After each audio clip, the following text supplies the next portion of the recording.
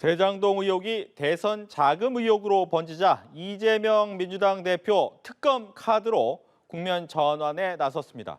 하지만 국민의힘은 의도적인 시간 끌기다라고 거부를 했는데요. 관련 발언을 듣고 대담 시작해 보겠습니다.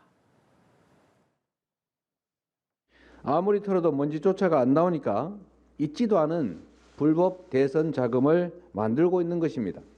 저는 불법 대선 자금은커녕 이 사탕한 게 받은 게 없습니다. 대통령과 여당에 공식적으로 요청합니다. 화천대유 대장동 개발과 관련된 특검을 즉시 수용하십시오. 뿌리부터 줄기 하나하나까지 사건 전모의 확인은 특검에 맡기고 정치권은 지금 이 어려운 민생과 경제 살리기에 주력하고 총력을 다합시다. 의도적인 시간 끌기, 물타기, 수사 지연의 다름이 아닙니다. 특검 준비하는 데만 해도 몇 달이 걸리는데 그 사이에 온갖 증거 인멸들도 있을 수 있을 테고 그 사이에 여러 가지 수사를 방해하는 사안들이 있을 수 있다고 보기 때문에 특검은 수용할 수 없는 것이고. 네, 듣고 오셨죠? 이 정미경 전 국민의힘 최고위원, 설주환 민주당 법률지원단 변호사 두 분과 함께 이야기 나눠보겠습니다. 어서 오십시오. 네, 안녕하십니까. 앞서 이제 이야기를 다 들었습니다. 이재명 대표는 특검 카드를 꺼내 들었습니다. 즉 본인의 것 말고 윤석열 대통령과 관련된 의혹도 함께 조사하자라는 카드인데 어떻게 들으셨습니까? 그거 뭐 대선 때 똑같이 이런 얘기 했었거든요. 네. 그러니까 결국 뭐냐면 이재명 대표가 주장하는 거는요. 그 대장동 특검이 아니고 부산저축은행 그거 포함시키자는 거잖아요. 네. 그러니까 이거 이제 시간 질질 끌기 하고 본인의 측근을 향한 수사가 이제 본인을 향해서 집중이 되니까 그걸 어떻게 또 막아보려고 또 꼼수로 또 특검하자 이렇게 하는 것 같기 때문에 당연히 우리 쪽에서는 그 특검은 안 되고 지금 그 의도대로 그 이재명 대표의 의도대로 해줄 수는 없잖아요. 그러니까는 그 지금 검찰이 수사 잘하고 있으니까 검찰의 수사를 일단 지켜봐야죠. 네. 일단 시간 끌기용이다라고 이제 국민의힘에서는 이야기를 하고 있는데 이재명 대표가 특검 카드를 꺼낸 이유는 어디 있을까요? 일단은 지금 검찰의 수사가 공정성과 어떤 중립성 이런 부분이 과연 지켜지고 있는지 이런 부분에서 상당히 의구심이 갈 수밖에 없는 상황이거든요. 어찌 보면 얼마 전에 며칠 전에 있었던 민주당에 대한 당사에 대한 뭐 본인 그 검찰에서는 민주연구원이라고 하고는 있습니다만은 민주연구원이 당사를 통해서 당사 8층에 있으니까 민주당 입장에서는 어차피 당사라고 생각을 하거든요. 그렇기 때문에 이런 부분에 대해서 압수수색을 들어온다. 그것도 국감을 진행하고 있고 또 특히나 대검 국감 전날이었단 말이죠. 이건 너무나 정치적인 오히려 검찰이 정치를 하고 있다라고밖에 볼 수가 없기 때문에 이 부분에 대해서 지금 민주당 그리고 이재명 당대표 입장에서는 검찰의 수사가 과연 공정한가, 중립적인가 이런 부분에 대한 의구심 그렇다고 한다면 이러한 의구심을 해소하기 위해서는 오히려 특검에 이것을 맡기고 명명백백하게 모든 것을 한번 다 밝혀보자라는 의미에서 특검을 제안했던 것입니다. 검찰이 중립적이지 못하다, 공정하지 않다. 아니 그 지금 그 문재인 정권 때 그 검찰이요. 그러니까 친문 검사들로 이제 구성을 해서 대장동 수사를 그 뭉갰어요. 수사를 아예 안 했어요. 거기는 한 게 아니라. 그럴 때 사실은 국민의힘 쪽에서 특검 하자 그랬어요. 그래서 국민의힘과 국민의당이 연합해갖고 특검법안을 발의했거든요. 그거를 갖다가 막은 사람, 법사위에서 막은 분들이 누구냐? 다 민주당이에요. 그러니까 그런 전례가 있는데 지금 와서 무슨 검찰이 공정하지 않네, 불공정하네 뭐 이런 얘기 해봤자 제가 볼 때는 국민들께서는 그런 얘기 이제 듣지 않으실 것 같고요. 그 박근혜 대통령 때 청와대 검찰이 압수수색 한 적 있어요. 그때 민주당에서 뭐라고 했는데요. 정정당당하고 깨끗하면 압수수색 받아라 이렇게 얘기한 분들이에요. 그러면 그만큼 이게 그 이재명 대표가 떳떳하다면 민주당이 떳떳하다면 그냥 압수수색 하라 그래야죠. 민주당 당사를 다 터는 것도 아니고 그 김용 씨 그 민주연구원 사무실 거기 보겠다는데 더군다나 법원에서 오케이 해준 영장을 가지고 가는데 그거를 저렇게 하는 거는 공무집행 방해입니다. 네, 과거와 왜 많이 바뀌느냐? 네.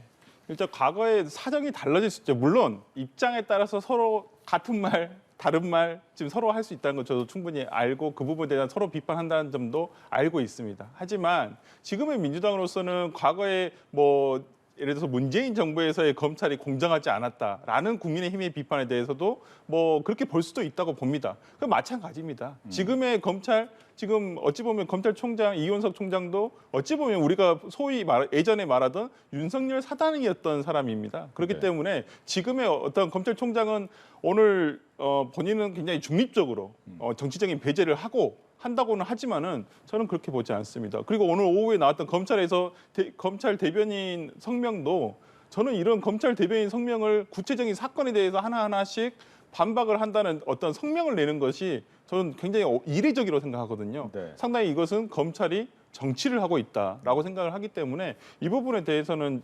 민주당으로서는 이런 부분 때문에 더 이상 검찰의 압수수색이라든지 앞으로의 어떤 뭐 개별적인 문제에 대해서 수색을 하거나 수사를 하는 부분에 대해서까지 협조를 하지 않겠다라는 것은 아닙니다. 그렇지만은 당사에 대한 압수수색이 부당하다는 점을 얘기했고 또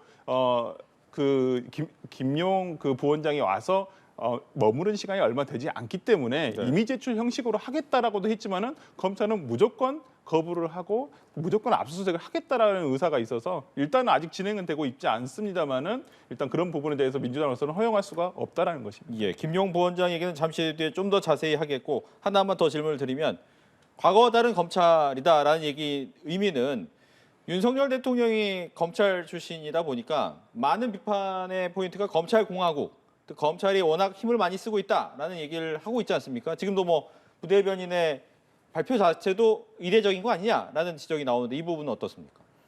그 윤석열 대통령이 오늘날 대통령이 되실 수 있었던 건요. 그 과거에 검찰에 있을 때의 그 윤석열이라는 사람이 어떤 사람인지를 우리 국민들께서 다 아시기 때문이라고 저는 봐요. 그게 뭐냐면 박근혜 대통령 탄핵 때 수사하신 분이에요.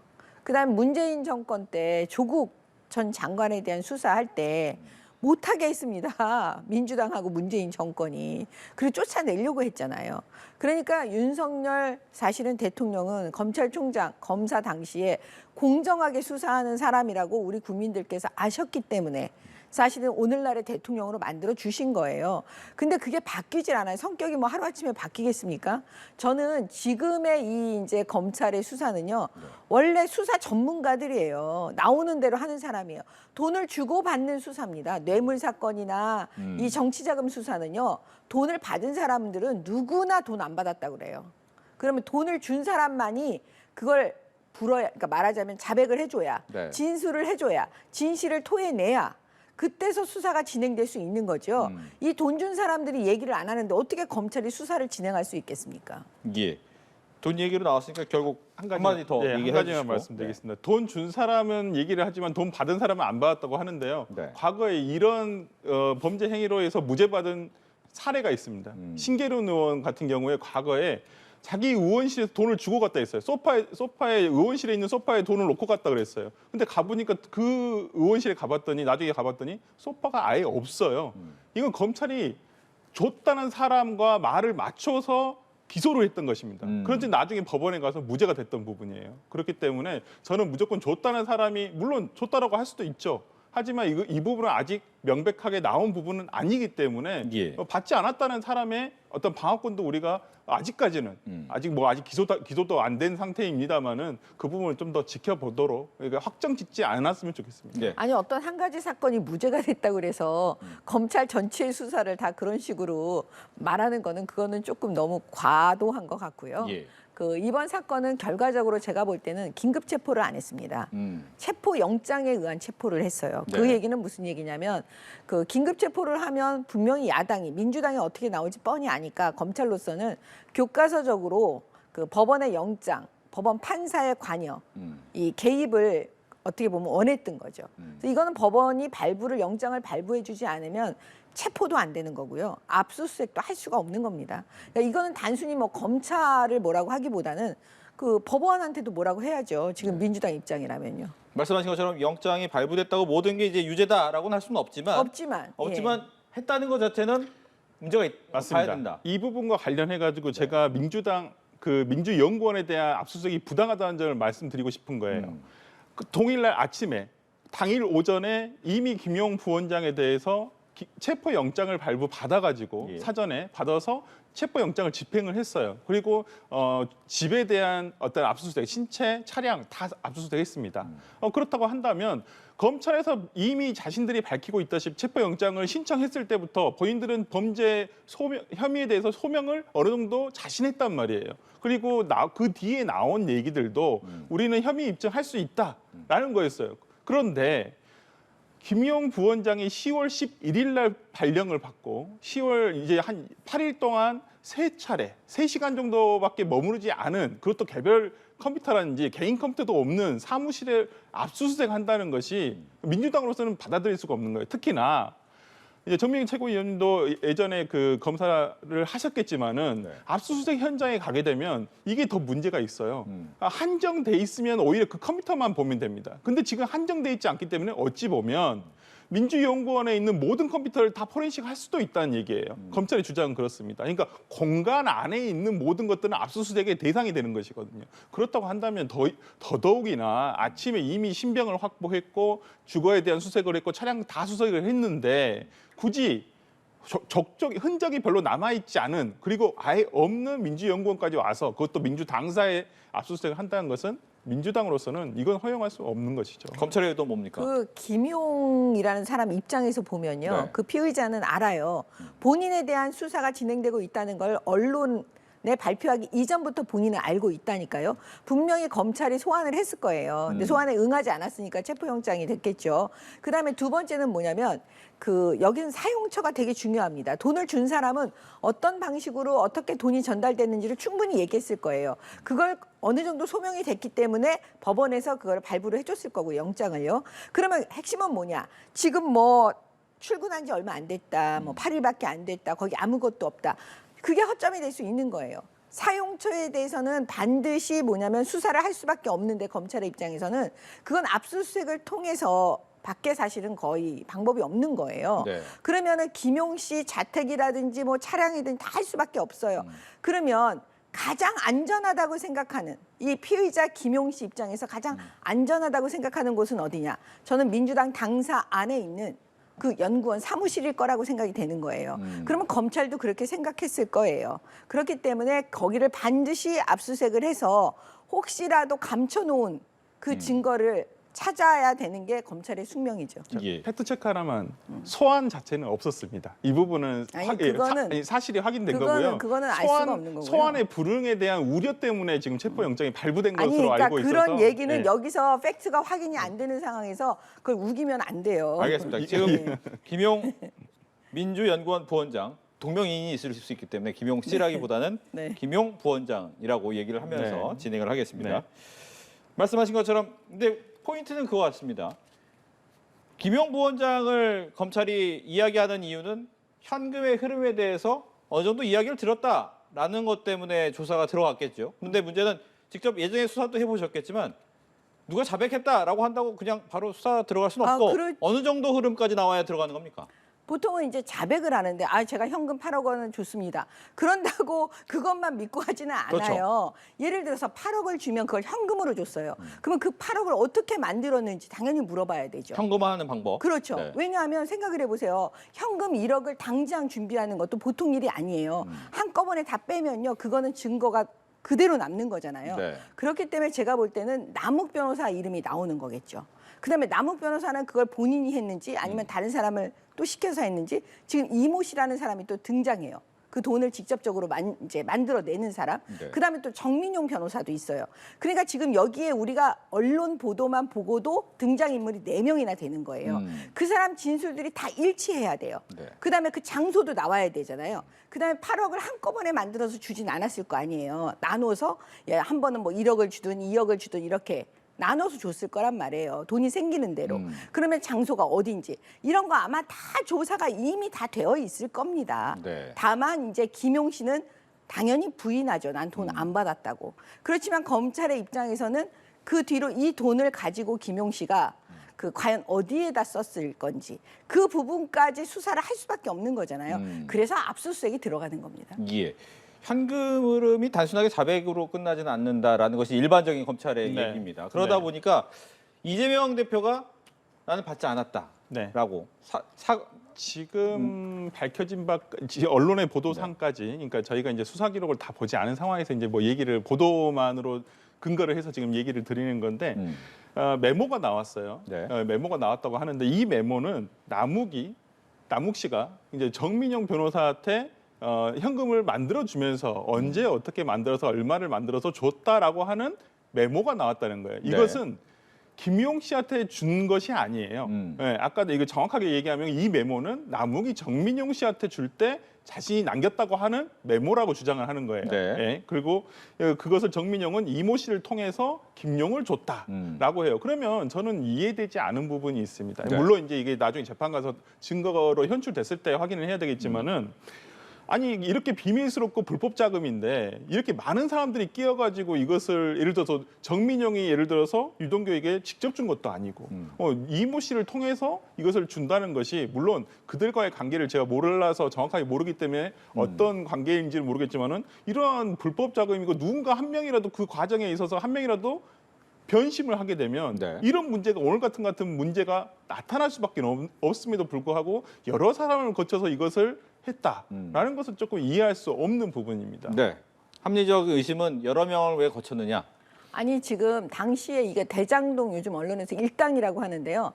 저분들은 과거에 다 한 몸이에요. 패밀리예요. 같이 이익을 얻은 사람들이다. 그럼요. 대장동으로 인해서 지금 거의 1조 원이나 되는 돈을 가지고 지금 왔다 갔다 했던 사람들이 여기에 김만배 씨까지 더 있잖아요. 그렇기 때문에 그다음에 내부는 또 도원결의까지 맺었던 사람이에요. 김용, 정진상, 그다음에 유동규, 김만배 이렇게.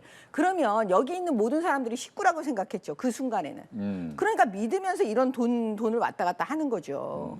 그게 어떻게 뭐 지금에 와갖고 분석하는 거하고 네. 그 당시에 그분들의 관계를 보면은 달라지는 거죠. 그렇다면 여기서 궁금한 것은 네. 서른 의원도 그런 얘기 했어요. 내부적으로도 이런 문제가 있기 때문에 이 대표의 사법 리스크 때문에 대표에 나오지 말라고 한 거 아니었냐 우리가 네, 이런 네. 얘기도 하고 있는데 결과적으로 이 사법 리스크가 이재명 대표까지 간다고 보십니까? 아직까지 드러난 사실로는 김용 씨도 안 받았다고 지금 네. 본인은 얘기를 하고 있거든요. 네. 그렇다고 한다면 오늘 아까 이재명 당대표가 당 공보국에서 나온 얘기로는 본인은 김용으로부터 어떠한 뭐 합법적이든 과거에 어떤 합법적인 정치 자금이든 이거 확인을 해봐야 되겠지만은 일단 받은 돈이 없다라는 거예요. 그럴 필요성도 당시에 없었거니와 과거에서 같이 일을 하면서 어떤 후원금을 받거나 이런 사실은 뭐 한 번 정도 그게 적법한 그러니까 정치적인 우리 후원금 내는 거 외에는 없었다라고 밝히고 있거든요. 그렇다고 한다면 지금까지 드러난 사실은 김용 씨도 안 받았다는 거예요. 네. 근데 이재명 당대표에게까지 이게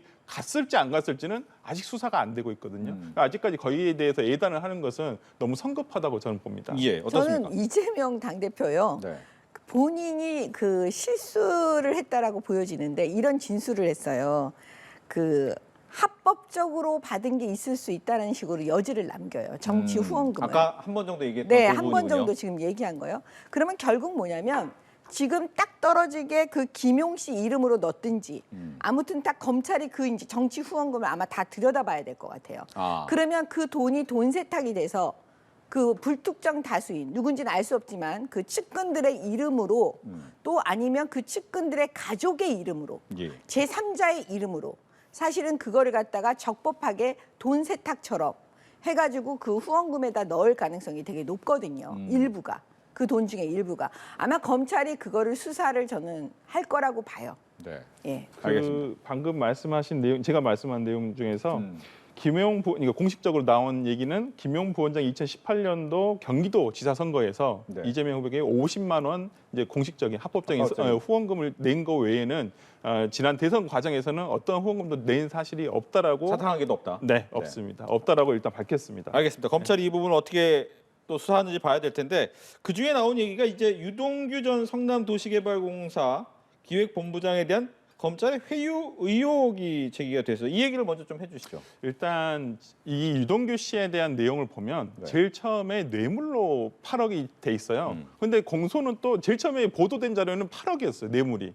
근데 실제로 기소가 된 것은 3억 5천이었어요. 이게 보니까. 그래서 이런 사실이 있었는데 갑자기 이게 기억나시겠지만은 얼마 전에 그 구치소 안에 있는 유동규 씨와 남욱에 대해서 검찰에서 체포영장을 발부를 해요. 그래서 체포를 합니다. 왜? 위례신도시건으로. 그래서 위례신도시건으로 지금 하는데 그럼 위례신도시건이 뭐라고 그랬냐면 검찰에서는 대장동과 판박이다 그랬어요. 네. 그러면 뇌물로 똑같이 금액을 가져가서 기소를 하든지 해야 되는데 이건 또 정치자금이라 그런 거예요. 갑자기. 그러니까 이 부분에 대해서 그러면서 지금 민주당으로서 이해할 수 없는 부분이 뭐냐면 유동규 씨가 지금 죄를 하나 더 한 거예요. 더 했는데 구속기간 만료됐다고 그냥 놔둔 거예요. 구속기간 연장도 신청을 안 하고 그 부분에 대해서. 그러면 어느 일반적인 재판에서 그것도 이거 굉장히 세간의 관심을 많이 받고 있고 어찌 보면 중형에 처할 수 있는 중형으로 판단될 수 있는 사람인데 이런 부분에 대해서 뇌물과 플러스 정치자금법 위반이 될 여지가 있는 사람을 그냥 나오도록 한다. 증거인멸할 수 있는 여지를 준다. 이 부분에 대해서 이해할 수가 없다는 것입니다. 그렇기 때문에 민주당에서는 처음에 이 8억이 숫자는 같아요. 네. 근데 이게 제일 처음에 유동규 씨가 받았다는 뇌물이었는데 이게 나중에 이상하게 본인에서 머무르는 게 아니라 이게 정치자금으로 김용한테 흘러갔다라고 지금 돼 있는 것이거든요. 그 둘 간에는 뇌물 같은 경우는 굉장히 중형이 예상되지만은 정치자금법에 본인이 그냥 건네준 거다라고 한다면 굉장히 집행유예도 받을 수가 있거든요. 그런 부분에서 민주당으로서는 의혹의 눈길을 보내지 않을 수가 없다라는 것이죠. 예. 지금 민주당하고 그 변호사님하고 지금 헷갈리는 게 뭐냐면요. 이 사람 아직 기소 안 했어요. 네. 검찰에서 기소 안 했어요. 기소된 범죄 사실이 있고요. 기소 안 됐으니까 아직 나온 게 아니죠. 그다음에 영장에 설치되는 범죄 사실이 있는 거예요. 네. 여기는 아직 확정은 안 된 거예요. 무슨 얘기냐면 뇌물도 될 수 있고요. 뇌물이 나올 수도 있고 정치자금도 될 수 있어요. 돈만 있다는 거죠, 일단. 예, 일단 무슨 말이냐면 이걸 어떤 측면으로 볼 거냐인데 제가 볼 때는 이거는 유동규, 정민용, 남욱 이런 사람이 다 자백을 했다니까요, 이미. 그리고 그게 아마 설치가 됐을 거예요. 그러면 돈을 주고받을 때 저분들은 한때는 다 한 몸이었다니까요. 저 돈 주고받을 때. 그러면 김용 씨가 유동규 씨한테 돈 달라고 할 때 아무 말 없이 돈 8억 내놔. 이랬겠습니까? 아, 나 이렇게 갖고 대선 자금 나 필요한데 빨리 돈을 만들어 달라. 20억 만들어 달라. 이렇게 얘기했을 거예요. 그거를 유동규 씨가 얘기했고 그 당시 유동규 씨가 남욱한테 야 빨리 대선 자금 필요하니까 돈 달라. 아마 이런 내용들이 다 나와 있을 거예요. 그렇기 때문에 영장 범죄 사실에다가 아 이거는 정치 자금이다 이렇게 특정을 한 거예요. 네. 제가 볼 때는. 그런데 저는 검찰에서 이거를 기소할 때는 뇌물 부분도 볼 거라고 봐요. 왜냐하면 김용 씨는 그때 당시에 이 대장동 위례 사업할 때 그 성남시 의원이었어요. 그러면 그때 당시 이제 그 건으로 뭔가 그 대장동 일당들에게 도움을 줬다면, 네. 예, 그리고 그 돈의 일부를 가져갔다면, 그리고 그 돈의 일부가 또 이 20억 안에, 이 8억 안에 있다면, 그러면 그건 뇌물죄도 되는 거죠. 예. 일단 대장동 재판은 지금 진행하고 있죠. 이미 기소가 돼서 지금 오늘도 대장동 재판을 했습니다. 정영학 회계사에 대한 증인신문을 진행했었고요. 오늘 거기서 유동규 씨가 석방된 날 처음으로 또 재판에 참석을 했었어요. 만났죠. 네, 그런데 지금 이제 말씀하신 부분은 정치자금법 위반의 부분에 대해서 아직 수사가 다 이루어지지 않고 기소는 안 됐죠. 그런데 본인은 인정했다는 거 아닙니까? 김용에게 돈을 주었다. 라고 하는 것이기 때문에 예상되고 있지 않습니까? 어찌 되었든 간에 그럼에도 불구하고 이렇게 예를 들어 석방하도록 놔둔다는 것이 저는 그 부분은 이해할 수가 없다는 내용이고 뭐 이건 입증할 수는 없죠. 당연히 의혹의 눈길만 보내는 것뿐인데 이게 갑자기 뇌물 사건에서 정치자금 사건으로 바뀌면서 이게 갑자기 판이 대장동이 어느 순간 대선 자금 사건이 돼버렸어요. 네. 그런 부분에서 민주당으로서는 좀 어찌 보면 본질이 바뀐 것은 아닌가. 물론 뭐 나중에 이제 이 사건에 대해서 기소가 되면서 증거 기록이 이제 공개가 되면 한 번 더 명확하게 얘기할 수 있는 그때가 올 거라고 생각합니다. 김용 부원장 사건은 하나씩 질문을 드리고 다음 걸로 넘어가겠습니다. 즉 김용 부원장 같은 경우에 영장실질심사의 결과가 어떻게 될지 그리고 그 결과에 따라서 혹시나 이재명 대표까지도 수사의 칼날은 갈지에 대한 대답을 듣겠습니다. 보통의 사건이라도요. 네. 그 정치 자금이든 뭐 뇌물이든 현금 8억 원 정도가 왔다 갔다 하면요. 이거는 보통은 다 구속영장을 발부해 줍니다. 그러니까 아마 영장이 발부될 거고요. 정상적인 법원이라면.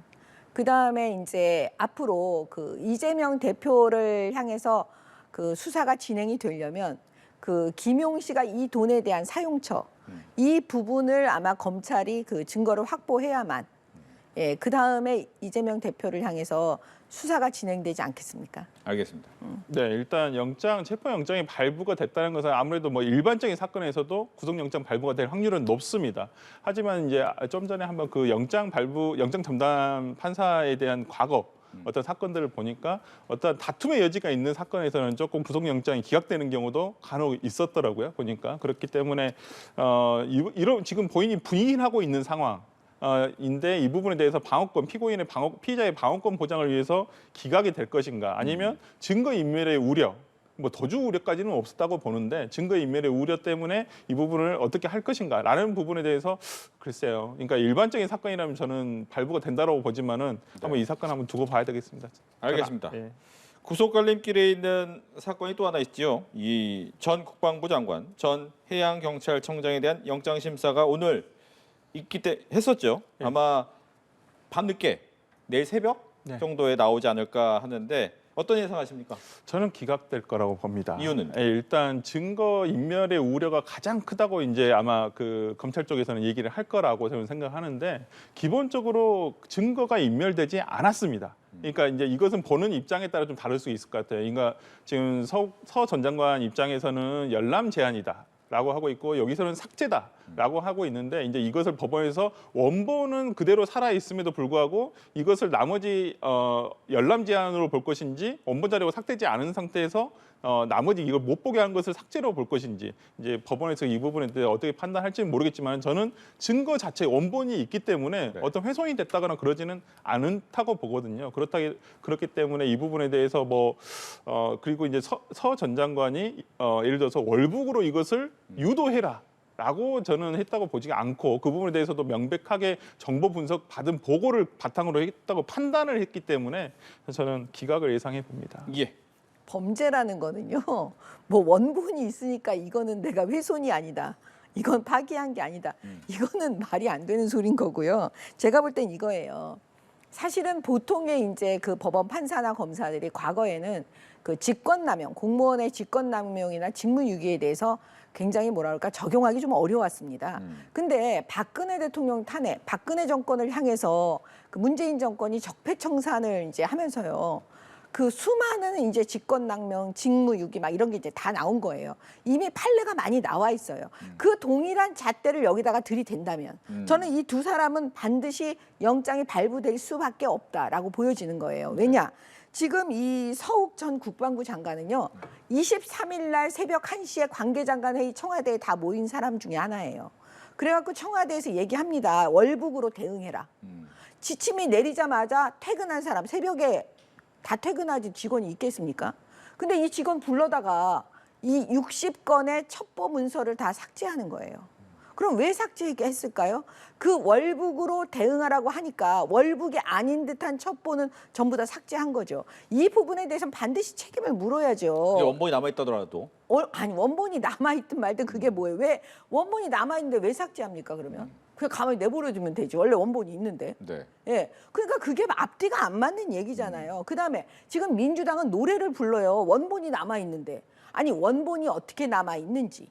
그다음에 원본을 일반인들이 쉽게 볼 수 있는 건지 분명히 충분히 감출 수 있다고 그 내용 정보에 대해서 웬만하면 아마 접근이 안 되니까 나머지 접근될 수 있는 모든 걸 삭제한 것이 아닌지 저는 그렇게 보고 있고요. 이거는 수사를 통해서 충분히 밝혀질 수 있다고 봐요. 그다음에 이 해양경찰청장이요. 김홍희 전 해양청장은 정말 이해할 수가 없어요. 왜냐하면 자 월북으로 지금 다 대응하라고 하잖아요. 구명조끼가 한자가 적혀 있대요. 그럼 원래 우리 게 아니잖아요. 우리 구명조끼를 입었어야 월북으로 몰아갈 수 있는데 우리 구명조끼가 아닌 게 나온 거잖아요. 그랬더니 해양경찰청장이 그랬다는 거 아닙니까? 이거 나 안 본 걸로 할게. 그러면 이 정도 되면 책임을 져야죠. 이게 무슨 정책 판단입니까? 이거는 구속돼가지고요. 수사 받고요. 책임지셔야 됩니다. 알겠습니다. 이렇게 해서 이 사건은 역시도 두 분의 의견이 영장이 기각될 것이다, 발부가 될 것이다 이렇게 해서 나뉜 것까지 확인을 했습니다. 두 분과 함께 오늘 정치권 이야기 나눠봤습니다. 오늘 얘기 잘 들었습니다. 네, 감사합니다.